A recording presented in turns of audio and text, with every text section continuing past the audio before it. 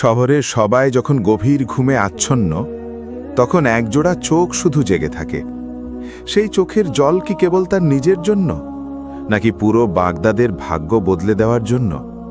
কেউ জানে না এই ক্রন্দনরত ছেলেটির ভেতরে কত বড় এক আকাশ লুকিয়ে আছে, যা কেবল তার মালিকই দেখতে পান। পুরনো বাগদাদের সেই সরু গলিগুলো রাতের অন্ধকারে যেন এক রহস্যময় চাদর মুড়ি দিয়ে থাকে। দুই পাশের মাটির দেওয়াল ঘেরা বাড়িগুলোর ফাঁক দিয়ে টিমটিমে লণ্ঠনের আলো এসে পড়ে পাথুরে রাস্তায়। সেই নির্জনতায় কেবল শোনা যায় প্রহরীর ভারী বুটের আওয়াজ আর দূর থেকে ভেসে আসা কুকুরদের করুণ ডাক। কিন্তু সেই রাতে খলিফার রাতের ঘুম হারাম হয়ে গিয়েছিল। ছদ্মবেশে তিনি বেরিয়ে পড়েছেন প্রজাদের অবস্থা দেখতে, সাথে আছে তার বিশ্বস্ত উজির।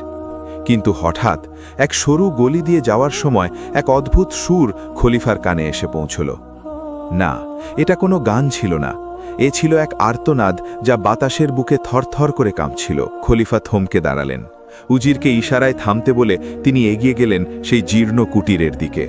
কুটিরের ভাঙা জানলার ফাঁক দিয়ে দেখা যাচ্ছিল এক কিশোর ছেলেকে। তার নাম আব্দুল্লাহ।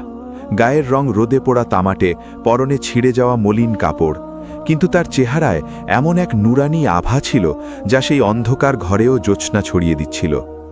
আব্দুল্লাহ সিজদায় পড়ে আছে, তার কাঁধ দুটো থরথর করে কাঁপছে। লণ্ঠনের ম্লান আলোয় দেখা যাচ্ছে তার চোখের জলে জায়নামাজ ভিজে একাকার হয়ে গেছে। সে ফিসফিস করে বলছে, হে আমার সত্যিকারের মালিক, দুনিয়ার এই মালিক তো আমাকে কাজ দিয়ে ভোলাতে চায়, কিন্তু আমি যে তোমার প্রেমে পাগল, আমাকে তোমার থেকে দূরে সরিয়ে দিও না। খলিফা দরজার আড়ালে দাঁড়িয়ে স্তব্ধ হয়ে শুনছিলেন। আব্দুল্লাহর কণ্ঠস্বর মায়াবী হলেও তাতে এক গভীর বেদনা ছিল। সে যেন এক বিরোহী আত্মা যে তার আসল ঠিকানায় ফিরে যাওয়ার জন্য ছটফট করছে। আব্দুল্লাহর চারপাশের পরিবেশটা ছিল অত্যন্ত দরিদ্র। ঘরের এক কোণে একটা মাটির কলস আর অন্য কোণে কিছু পুরনো খড়। অথচ সেই ছেলেটির প্রার্থনায় যে রাজকীয় ভাব ছিল তা খলিফার সিংহাসনকেও হার মানাচ্ছিল। খলিফা ভাবছিলেন বাগদাদের বুকে এমন হিরে লুকিয়ে আছে, অথচ তিনি জানেন না। ছেলেটি সিজদা থেকে মাথা তুলে দুই হাত আসমানের দিকে তুলল। তার দুই হাত যেন শূন্যতায় কিছু একটার খোঁজ করছে। সে কাঁদতে কাঁদতে বলতে লাগল, মালিক, আমাকে মুক্ত করো না, আমি তোমার গোলাম হয়েই থাকতে চাই, কিন্তু আমাকে তোমার সেই নূরের একটু ভাগ দাও, যা দেখে দুনিয়ার সব অন্ধকার মুছে যায়। আব্দুল্লাহর গলার স্বরে এমন এক গভীরতা ছিল যে খলিফার চোখ থেকেও এক ফোঁটা অশ্রু ঝরে পড়ল। তিনি বুঝলেন এই ছেলেটি সাধারণ কোনো গোলাম নয়, সে এক আধ্যাত্মিক জগতের পথিক। খলিফা ধীরে ধীরে পিছিয়ে এলেন। তিনি চাননি আব্দুল্লাহর এই পবিত্র নির্জনতায় ব্যাঘাত ঘটাতে, কিন্তু মনে মনে তিনি এক সংকল্প করলেন, এই মণিদীপ্ত গোলামকে তাকে পেতেই হবে। রাতের বাগদাদ তখন আরও রহস্যময় হয়ে উঠছে, আর আব্দুল্লাহর কান্নার আওয়াজ যেন আসমান পর্যন্ত পৌঁছে গিয়ে ফেরেশতাদেরও অস্থির করে তুলছিল। পরদিন সকালে খলিফা তার সিংহাসনে বসেও সেই রাতের কান্না আওয়াজ ভুলতে পারছিলেন না। আব্দুল্লাহর সেই আর্তনাদ তার কানে বাজছিল। তিনি খবর নিয়ে জানতে পারলেন আব্দুল্লাহ এক ধনী কিন্তু কঠোর মেজাজের সওদাগরের গোলাম।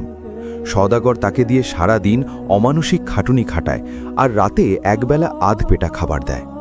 খলিফা আর দেরি না করলেন। তিনি ছদ্মবেশ ছেড়ে নিজের রাজকীয় বেশে সেই সওদাগরের বাড়িতে গিয়ে হাজির হলেন। খলিফাকে দেখে সওদাগর ভয় কাঁপতে কাঁপতে কুর্নি করল। খলিফা সরাসরি বললেন, তোমার এক গোলাম আছে, নাম আব্দুল্লাহ, তাকে আমি নিতে চাই। সওদাগর অবাক হয়ে বলল, জাহাপনা, সে তো একটা অপয়া ছেলে, সারাদিন ঝিমায় আর রাতে বিড়বিড় করে কি সব বলে, তাকে দিয়ে আপনার কোনো কাজ হবে না। খলিফা মুচকি হেসে বললেন, ওর দাম বলো। সওদাগর অনেক চড়া দাম হাঁকল।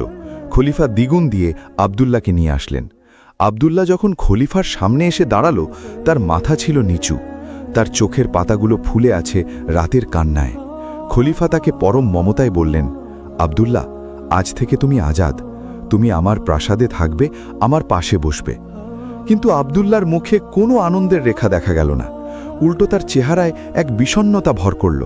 সে ধীর গলায় বলল, হে বাগদাদের সুলতান, আপনি আমাকে আজাদ করে দিয়ে আমার সবচেয়ে বড় ক্ষতি করলেন, কারণ আমি তো আমার আসল মালিকের সাথে নির্জনে কথা বলতাম, কারণ আমি গোলাম ছিলাম বলে কেউ আমাকে লক্ষ্য করত না। এখন সবাই আমাকে দেখবে, আমার ইবাদত দেখবে, আমার আর সেই নির্জনতা থাকবে না। খলিফা অবাক হয়ে তার দিকে তাকিয়ে রইলেন। দুনিয়ার মানুষ আজাদির জন্য লড়াই করে, আর এই ছেলেটি আল্লাহর গোলামির মাঝে যে স্বাদ পেয়েছে তা সে হারাতে চায় না।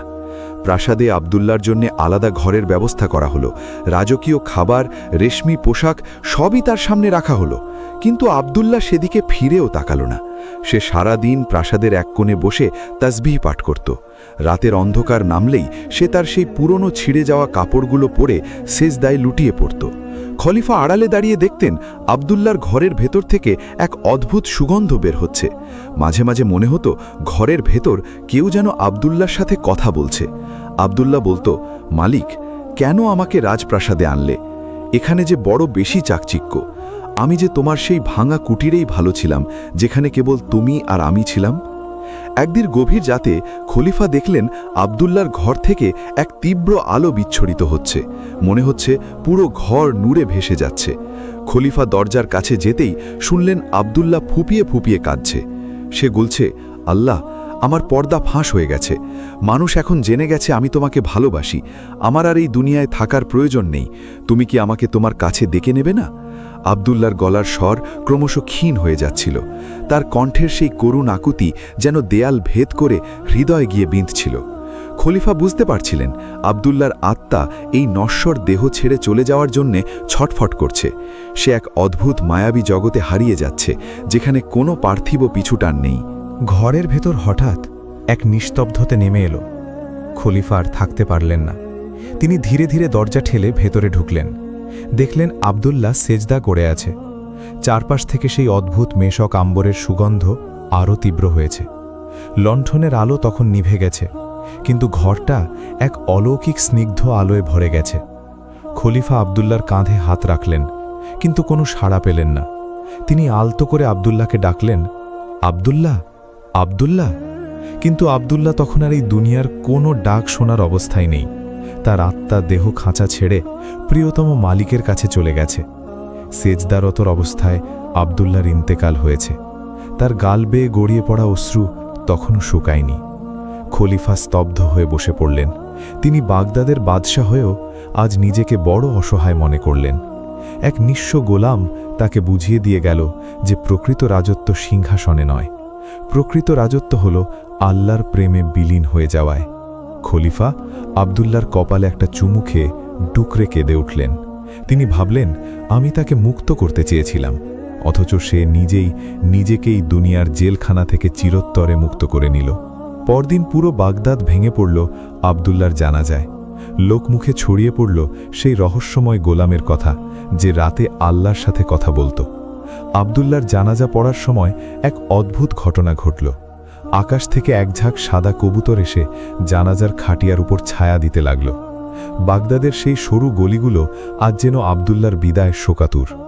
যে পথে সে একদিন অবহেলিত হয়ে হাঁটত, আজ সেই পথে তার জানাজায় ফুলের পাপড়ি ছিটিয়ে দেওয়া হচ্ছে। কিন্তু আব্দুল্লাহ তো চেয়েছিল নিভৃতে তার মালিকের কাছে যেতে। সে কোনো জাঁকজমক চায়নি। আব্দুল্লাহকে দাফন করার পর খলিফা প্রতি রাতে তার কবরের পাশে গিয়ে বসতেন। তিনি অনুভব করতেন সেই মায়াবী সুর এখনও বাতাসের কানে ফিসফিস করে কথা বলে। আব্দুল্লাহর এই গল্প আমাদের শিখিয়ে দিয়ে যায় যে দুনিয়ার চোখে আমরা কে সেটা বড় কথা নয়, আমরা আমাদের মালিকের কাছে কে সেটাই আসল। আমরা হয়তো দামি পোশাক পরি, অট্টালিকায় থাকি, কিন্তু আমাদের কলিজা যদি আল্লাহর প্রেমে না কাঁদে, তবে আমরাই সবচেয়ে বড় ফকির। আর আব্দুল্লাহর মতো যারা শত কষ্টের মাঝেও মালিককে ভোলে না, তারাই হলো আসমানের বাদশাহ। হে মানুষ, দুনিয়ার এই মায়া তো দুদিনের, আজ আছে কাল নেই, কিন্তু আল্লাহর সাথে যে গোপন ভালোবাসা তা কবরের অন্ধকারেও প্রদীপের মতো জ্বলে। আব্দুল্লাহ তো চলে গেছে, কিন্তু সে রেখে গেছে এক চিরন্তন শিক্ষা। সেজদার সেই চোখের জল কখনো বৃথা যায় না।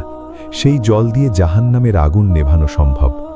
আপনি কি কখনো নিভৃতে আপনার মালিকের জন্য এক ফোঁটা চোখের জল ফেলেছেন?